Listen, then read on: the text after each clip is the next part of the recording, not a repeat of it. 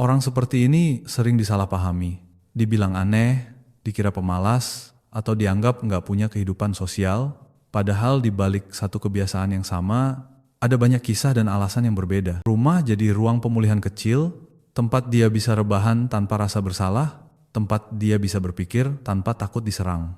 Dalam psikologi, fase ini disebut emotional decompression, momen di mana tubuh dan pikiran berhenti bertarung dan mulai bernapas lagi. Padahal kadang berhenti itu satu-satunya cara supaya nggak runtuh dari dalam. Kalau kebanyakan orang dapat energi dari kumpul dan ngobrol, orang seperti ini justru kehabisan energi di situ.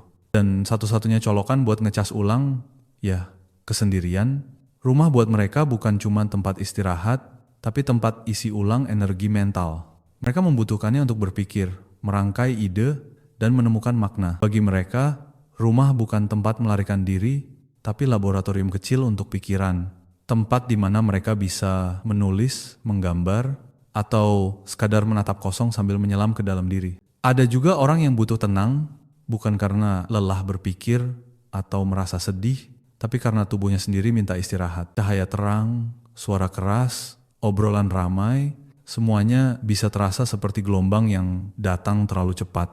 Terlalu banyak suara, terlalu banyak rangsangan. Di rumah, mereka akhirnya bisa memegang kendali. Ada juga orang yang memilih tenang, bukan karena luka, bukan karena lelah, tapi karena sadar dunia di luar terlalu cepat. Buat mereka, rumah bukan tempat sembunyi, tapi tempat hidup yang sebenarnya.